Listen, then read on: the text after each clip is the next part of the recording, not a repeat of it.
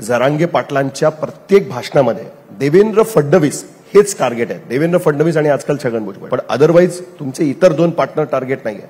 Devendra Fadnavis is the target. Jarange Patil जेव्हा केव्हा म्हणतात ते तुमच्याबद्दलच त्यांचं टार्गेट असतं आणि अत्यंत अश्लाघ्य भाषेमध्ये कधी कधी त्यांचं हे सुरू असतं. हे कशामुळे सुरू आहे? तुम्हालाच का टार्गेट केलं जातं? तुमच्या प्रश्नातच याचं उत्तर आहे.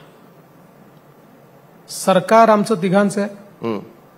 मुख्यमंत्री एकनाथराव शिंदे जी आहेत, मी उपमुख्यमंत्री आहे, अजितदादा उपमुख्यमंत्री आहेत, पण केवळ मी टार्गेट होतो. बरोबर.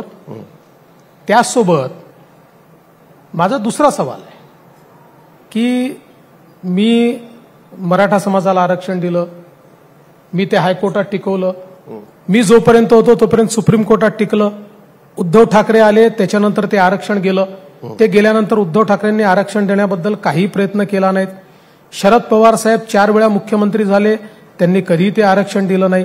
1982 साली स्वर्गीय अण्णासाहेब पाटलांनी तत्कालीन काँग्रेसच्या मुख्यमंत्र्यांना जाऊन सांगितलं, मराठा समाजाला आरक्षण मिळालं नाही तर मी आत्महत्या करीन, आपला जीव देईल. त्यांनी दिली नाही, त्यांनी स्वतःला गोळी मारून घेतली. 82 पासून मराठा आरक्षणाचा लढा सुरू झाला. त्यानंतर 3 वेळा मुख्यमंत्री पवार साहेब झाले. त्यानंतर सातत्याने काँग्रेस राष्ट्रवादीचं राज्य होतं, कधी ते मिळालं नाही. पहिल्यांदा मी दिलं, त्यानंतर शिंदे साहेबांनी ते आरक्षण दिलं. माझ्याच काळामध्ये अण्णासाहेब पाटील आर्थिक विकास महामंडळाला आम्ही रिवाईव्ह केलं आणि आज 1 लाख उद्योजक त्यातनं तयार झाले. माझ्याच काळात सारथी आम्ही सुरू केली, ज्या सारथीतनं आज IAS अधिकारी आणि MPSCचे पोरं त्या ठिकाणी निघून राहिले. माझ्याच काळामध्ये मराठा समाजाच्या मुलांना 50% फी सवलत आपण दिली आणि त्यासोबत हॉस्टेलची योजना दिली. त्यासोबत हॉस्टेलमध्ये जागा मिळाली नाही तर त्यांना निर्वाह भत्ता देण्याचा निर्णय घेतला. हे सगळे निर्णय माझ्या काळात झाले, हे सगळ्यांना माहिती आहे.